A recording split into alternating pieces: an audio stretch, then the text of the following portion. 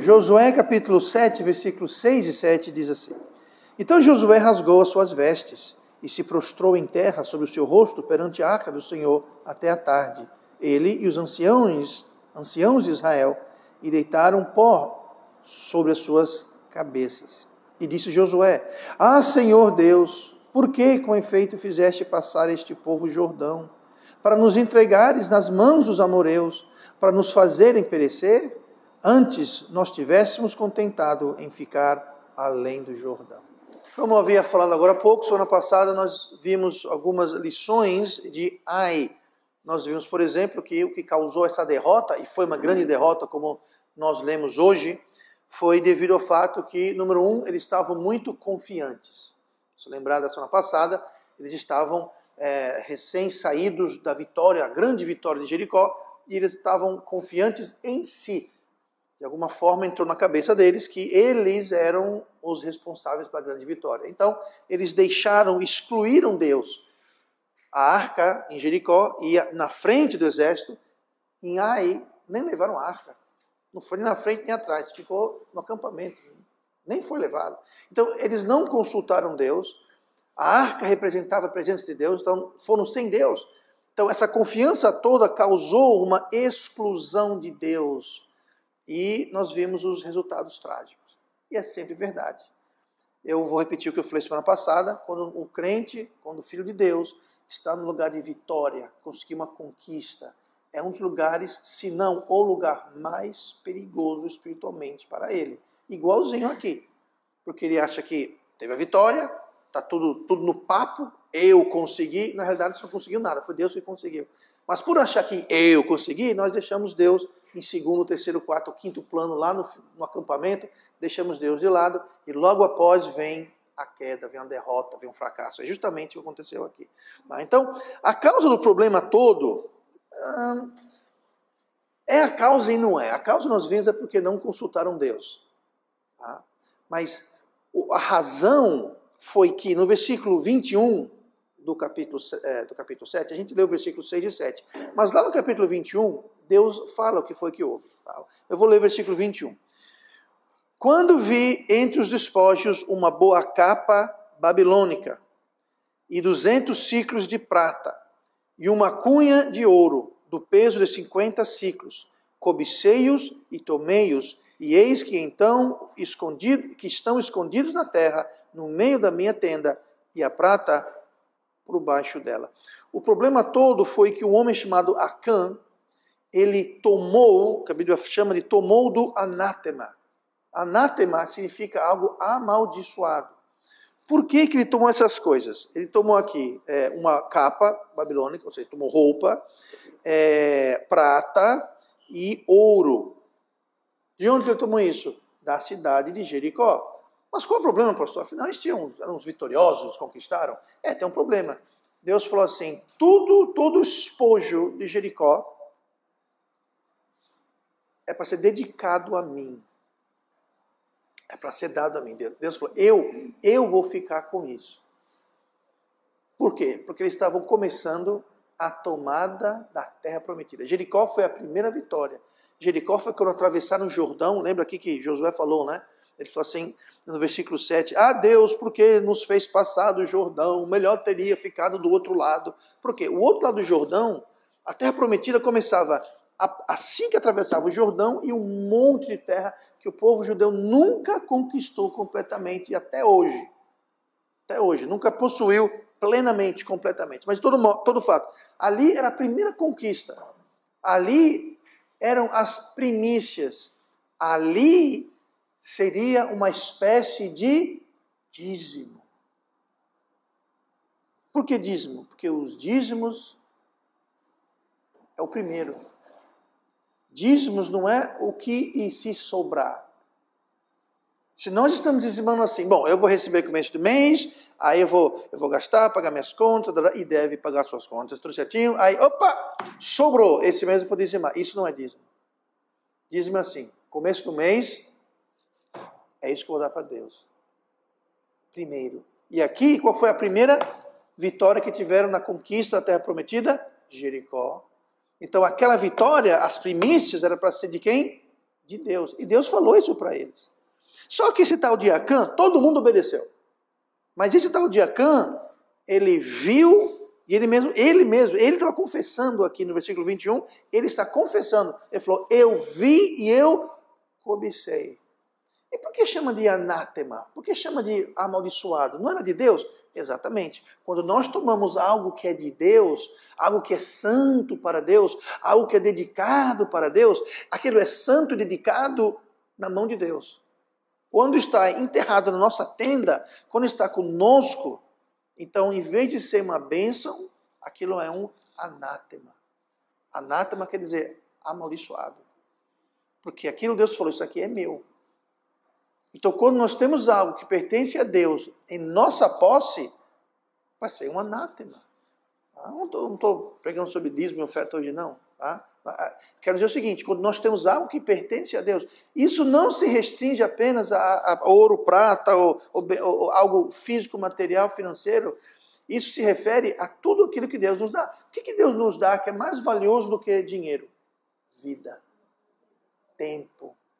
E pastor, como é que eu vou dizimar do meu tempo? Como é que eu faço isso? Você separa 1/10 do seu tempo e você dedica esse tempo a Deus. Como? Leitura da palavra, vindo para a igreja, ouvindo pregação boa. Tá? Nem toda pregação vale a pena ouvir. Testemunhando, fazendo algo para Deus, aí você dedica esse tempo para Deus. Só para fazer o cálculo, eu passei uma semana só contando as horas. Uma semana tem 168 horas. Em outras palavras, nós devemos para Deus toda semana em torno de 17 horas por semana. E como é que eu vou fazer isso? Eu acabei de ler. Falar, você lê sua Bíblia, oração. Vai ajudar alguém, visitar alguém necessitado. Os órfãos, as viúvas. Alguém que precisa. Nós vamos lá para ser uma bênção para aquela pessoa. Nós vamos levar o amor de Jesus para aquela pessoa. Sabe, o amor de Jesus não é só chegar lá não que eu estou menosprezando isso, mas não é só levar a palavra. Muitas vezes, Jesus quer que você seja uma bênção. Jesus falou o quê? Quem der um copo de... Quem ajudar um desses meus pequeninos, der um copo de água, estará o fazendo para mim. Então, quando nós estamos ajudando, sendo uma bênção para alguém, em nome de Jesus, em oração, leitura bíblica, vindo para o culto, enfim, qualquer coisa que seja algo dedicado a Deus, ali é o nosso dízimo, do tempo. Do tempo. Então, quando nós roubamos Deus o tempo que lhe é devido, ou qualquer outra coisa, aquilo se torna anátema. Foi o que aconteceu aqui. Ah, e esse então é o problema. Vamos lá. Quando vi entre os despojos uma boa capa babilônica e 200 ciclos de prata e uma cunha de ouro do peso de 50 ciclos, cobicei-os e tomei-os, e eis que estão escondidos na terra, no meio da minha tenda, e a prata por debaixo dela. Esse foi o motivo por que eles fracassaram. Porque havia alguém no exército que havia tomado do anátema. E aquele anátema, aquela maldição, afetou todo o exército, ao ponto que, após uma gigantesca vitória, eles levaram uma surra de uma cidadezinha chamada Ai, que era para ser um passeio aquilo, era para ser uma coisa... E perderam. Agora, essa situação poderia ter sido prevista e evitada. Se eles soubessem, se eles tivessem tratados, mas eles só foram informados da causa da derrota depois da derrota, pelo simples fato que eles não consultaram Deus. Lembra que eles deixaram Deus de fora? Se eles tivessem consultado Deus, Deus podia ter dito, antes da derrota, tem um detalhe. Existe anátema no exército. Existe algo que não deve estar lá. E eles teriam tratado do problema e teriam tido a vitória também. Então veja bem, como não consultar Deus, não só não traz a bênção, mas não nos livra. Se tivessem consultado Deus, não teria acontecido isso. Eles teriam feito o que fizeram, tratado do problema antes e não depois. Depois, diz o ditado, né? Depois que o cavalo correu, não adianta fechar a porteira. Tem que fechar a porteira antes. O que fizeram aqui foi isso. Depois que o cavalo Ah, e agora? Não, agora o cavalo está lá, vai ali, ó, tá o cavalo lá. Então, sempre vamos incluir Deus, porque Deus pode dizer, olha, a porteira está aberta. Ó, existe anátema. Tem alguém aí que fez errado. Mas se nós não consultamos, se nós excluímos, ignoramos Deus, aí Deus fala, tudo bem. Pode ir. Vão ser derrotados, mas pode ir. Eu estou aqui, estou pronto e disposto e querendo ajudar. Mas se vocês não querem minha ajuda, então eu lavo minhas mãos. A gente se vê lá na frente, depois da derrota. Triste isso. Mas não é só aqui não. Acontece em nossas vidas o tempo todo. Então vamos aprender com essa lição. Então Deus poderia ter informado. Então Josué e todo o povo, né, naquela empolgação grande deles, eles tinham que aprender algumas lições. Então a primeira lição que nós vamos aprender hoje, dessa questão aqui na cidade de Ai, a gente vê no próprio versículo 6 e 7 que nós lemos. Né? Isso é o quê? Note a reação. A reação. Então Josué rasgou suas vestes e se prostrou em terra sobre o seu rosto, perante a arca do Senhor. Lembrando que a arca do Senhor representava a presença de Deus. Então ele foi na presença de Deus e se prostrou no chão, rasgou suas vestes. O que quer dizer isso? Naquele tempo, naquela cultura, e até hoje naquela região, os mais tradicionais, quando você está com grande tristeza, arrependimento, calamidade, ou até luto, é costumado você rasgar sua roupa. E também jogar, fizeram, né, ele e os anciãos de Israel, e deitaram pó sobre suas cabeças. Outra coisa era isso, você pegava pó da terra, areia, terra, chão, barro, e você colocava na sua cabeça e deixava aquilo cair. Era um sinal de contrição, de arrependimento, de calamidade e de tristeza. Tá? Aí eu sei, as irmãs estão dizendo, jamais eu lavei o cabelo hoje, eu fui para cabeleireira, vou botar o que na minha cabeça? De jeito nenhum, eu botei bob ontem. Tá? Entenda, mas aquilo lá, o que era feito, justamente por isso, era algo tão trágico, estavam tão arrependidos que eles estavam rasgando suas vestes. E lembre, naquela época o povo não tinha roupas e mais roupas e guarda-roupa. Não era incomum a pessoa ter uma ou duas ou três trocas de roupa. Tá? Não é hoje em dia que sabe o guarda-roupa está lá, não. Às vezes a pessoa tinha duas, talvez, era o normal. Então quando você rasgava, mostrava a sua contrição, seu arrependimento, a sua tristeza. E era isso que eles fizeram aqui. Não só Josué, mas os anciãos, os líderes, rasgaram suas vestes, colocaram pó na terra. Geralmente eles jogavam assim, ficavam debaixo para aquilo cair, jogavam de novo, até ficarem cobertos de areia, de pó, aquela coisa toda. Tá? Como sinal de contrição. E disse Josué, Senhor Deus, por que com efeito? Ou seja, por que Deus? Por que você fizeste passar a este povo o Jordão? Falou, Deus, por que você trouxe a gente do outro lado para cá? Esse Jordão aqui, a gente estava do lado de lá. Jericó, estamos do lado de cá. Eles nunca podiam atacar a gente, que tem esse rio aqui nos protegendo.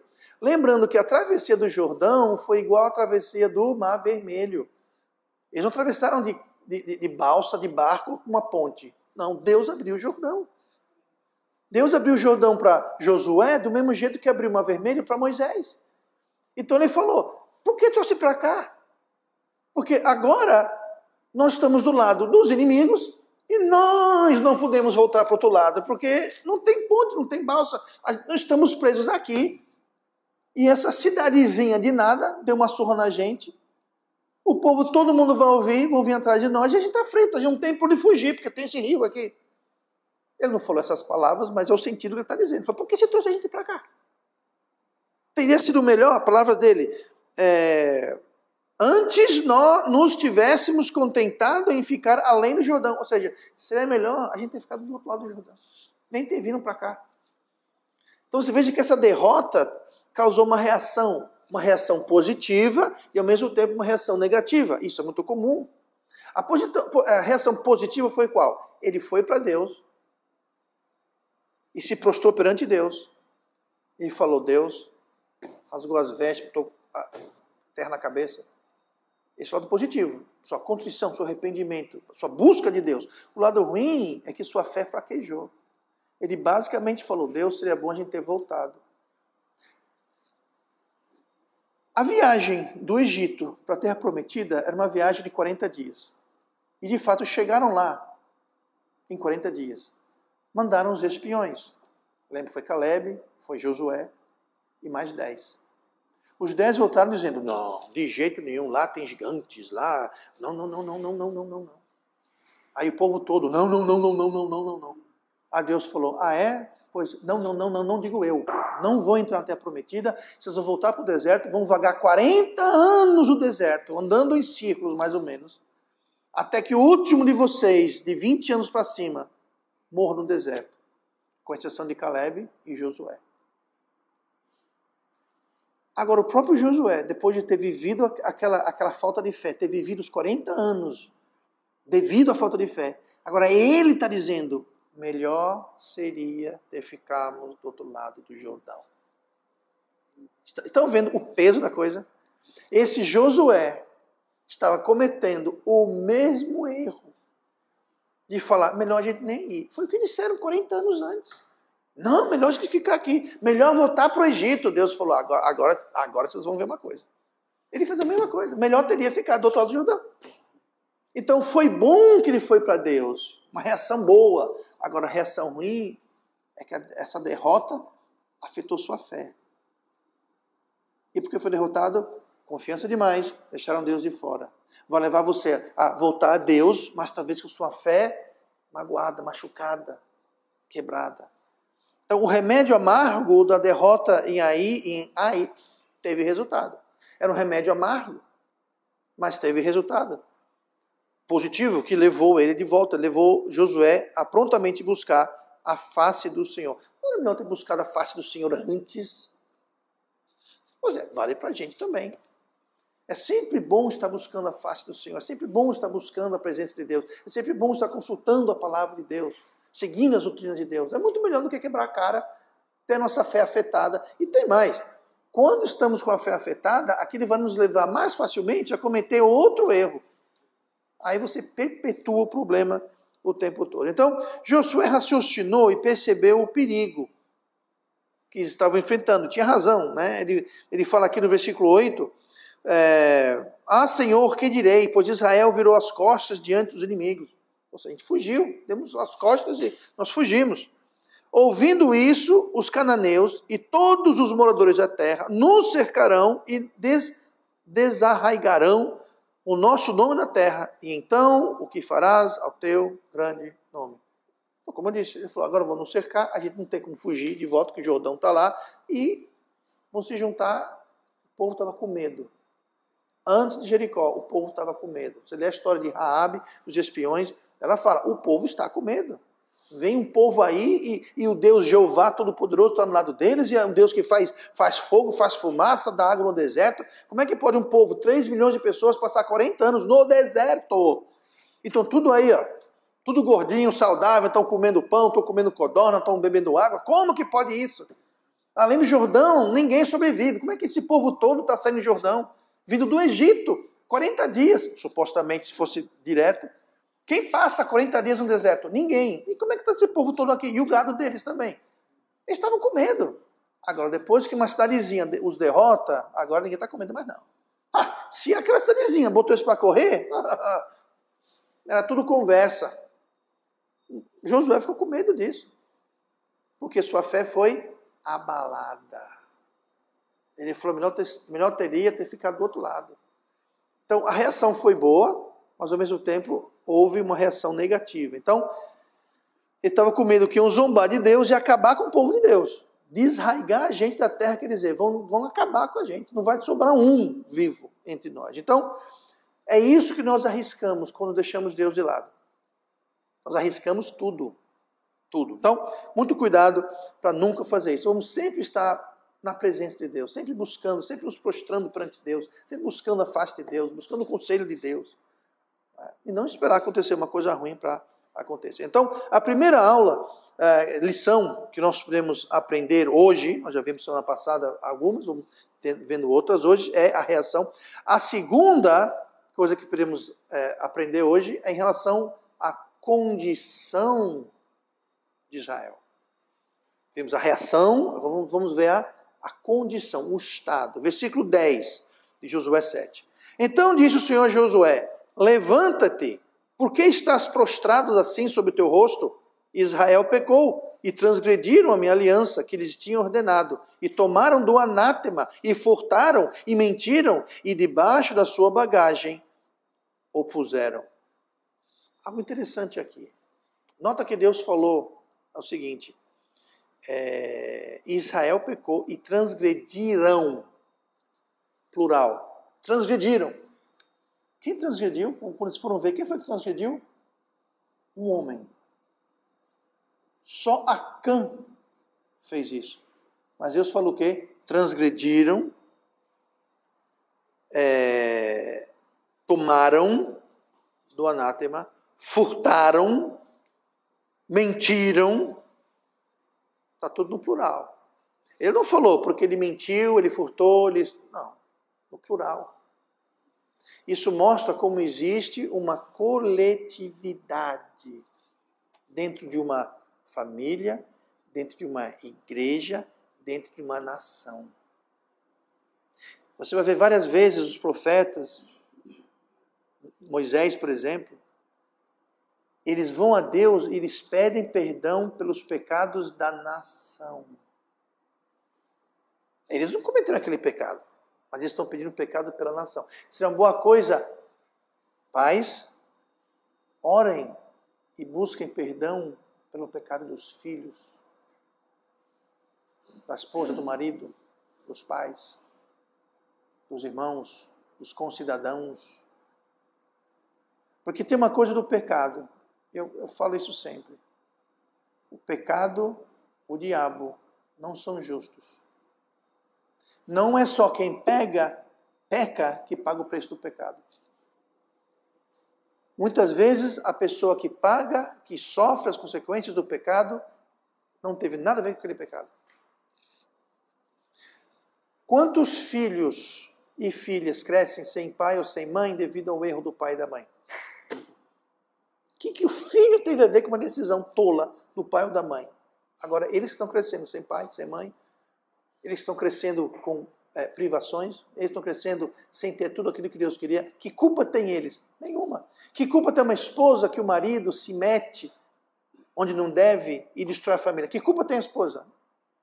Ah, bom, ele pecou, vai ser tudo em cima dele. Não, o inocente paga. Não é justo, eu sei que não é justo, e desde quando o diabo é justo, gente? Deus é justo, o diabo não é justo. Por isso que não cai na ladainha, na conversa mole do diabo. Oh, ele me enganou. Gente, o diabo é o pai do engano. É o pai da mentira, é o mestre do engano. Ele é astuto, ele é sutil. Claro que ele vai mentir, claro que ele vai enganar. Então não tem nada a ver com ele. Corra, fuja. Porque o pecado não é justo, o diabo não é justo. Então aqui você vê que Deus falou, eles todos mentiram, pecaram, furtaram, tomaram. Oh Deus, foi um homem. Pois é, mas todo mundo pagou o pato. E foi. O povo todo foi derrotado. Um monte de gente morreu por causa do pecado de um homem. E esse homem nem morreu na batalha. Ele morreu depois, como consequência. Mas na batalha, ele não foi um dos que morreram na batalha. Tanto que ele está lá para contar a história. Para confessar. Então, a condição era qual? Deus fala aqui, Israel pecou. E o salário do pecado é a morte. E não é só quem pecou que recebe esse salário. Então, não espere algo diferente.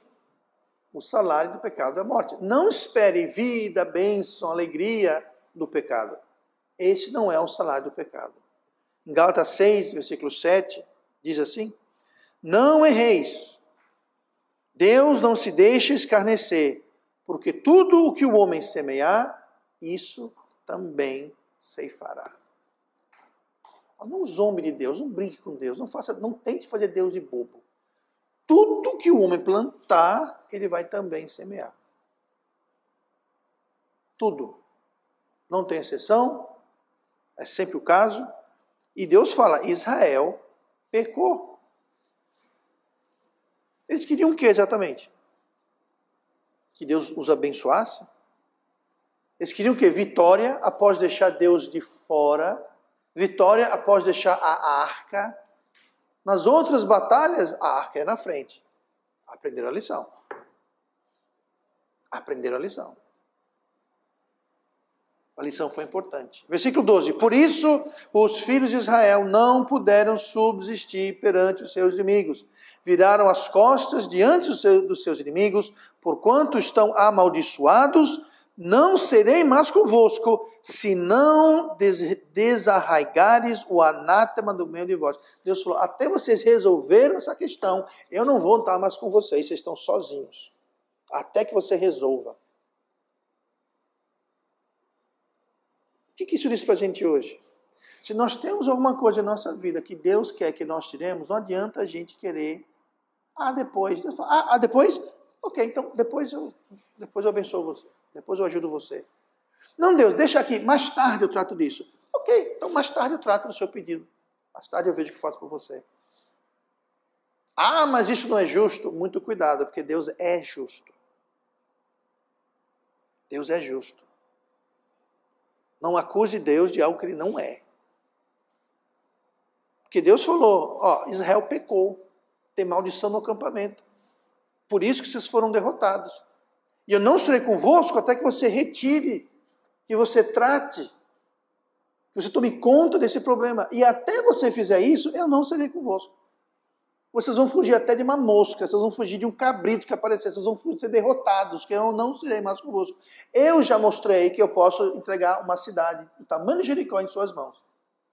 Se você me consultar, me levar junto, me incluir, me obedecer. Mas se não, eu estou fora. Por isso que vocês foram derrotados. Então, primeira lição que podemos tirar hoje dessa situação aqui é uma reação. Reação boa foram para Deus. Reação ruim, a fé foi afetada. Então, cuidado para a reação não afetar a sua fé. Segunda coisa, a situação. Que situação? Eles tinham pecado. E Deus falou, até tratar disso, vocês estão por si mesmos. A terceira e última coisa que podemos aprender é a solução, que é a mais importante, a solução. Versículo 13. Eu estou lendo aqui a sequência, ali o 11, o 12, agora o 13. É Deus falando para Josué. Levanta-te, santifica o povo e dize, santificai-vos para amanhã, porque assim diz o Senhor Deus de Israel, anátema há no meio de ti, Israel. Diante dos teus inimigos não podereis suster-te, até que tireis o anátema do meio de vós. A solução é essa. A solução é essa, é tratar. Mas eu sempre achei esse trecho engraçado. Desde a primeira vez que eu li isso, muitos anos atrás, versículo 13. Deus fala, levanta-te. Por que Deus falou levanta-te? Porque como é que estava Josué? Prostrado. Literalmente deitado no chão, prostrado perante Deus. Deus falou, levanta-te. Você imagina a cena. Deus fala assim, no meio daquela cena, daquele choro e roupa rasgada e terra na cabeça, aquele chororô todo, aquela comoção toda. Aí Deus fala o quê? Levanta-te. Está fazendo o que aí? No versículo 11, então disse o Senhor a Josué, levanta-te, por que estás prostrado assim sobre o seu rosto? Em outras palavras, levanta-te, está fazendo o que aí embaixo? Você acha que isso vai resolver alguma coisa? É muito bom que você se prostrou, você me buscou, mas ok, agora levanta. Vamos tratar do problema. Então não adianta a gente ficar, porque eu errei, Deus, eu errei. Deus fala, ok, tá, você errou. Agora se levanta. Trate do problema. Tire o anátema. Não, Deus, é que eu sou tão... Chega de drama, chega de chororô. Você veio muito bem. Devia ter vindo antes, mas veio agora, não tem problema. Tá? Jesus falou, nunca lançarei fora aquele que vê a mim. Então pronto, veio a mim, não vou lançar fora. Não, eu vou receber, tudo bem, está aqui, tá, perfeito. Agora se levanta e vamos tratar do problema. Levanta-te. Salmo 51, versículo 17. Os sacrifícios para Deus são um espírito quebrantado e um coração quebrantado e contrito não desprezarás, ó Deus. Deus não quer drama chororô. Deus quer o quê? Um espírito quebrantado, um coração quebrantado. Tá? Então não adianta fazer drama. Levanta-te. Deus quer ver um espírito e um coração quebrantado, arrependido, convicto, que confessa, fala, eu errei. Deus, eu errei. Mas não pare nisso. Deus, eu errei. o que eu devo fazer agora? E Deus vai mostrar, como Ele mostrou. Como Ele mostrou. E Ele levou, estima-se 3 milhões de pessoas, Deus guiou família por família, tribo por tribo, até chegar na tenda de quem? Do culpado. Aí quando pegaram o culpado, disseram, olha, isso aconteceu por causa assim, assim, assim. Foi você? Ele foi. O próprio Acã, eu imagino, pensou, caramba, 3 milhões de pessoas e foram bater na minha porta, só pode ser Deus. E de fato foi Deus. E ele confessou. Ele falou, realmente fui eu. Eu vi, cobicei, tomei e escondi, está ali. Não teve outra. Quando foram lá, estava lá.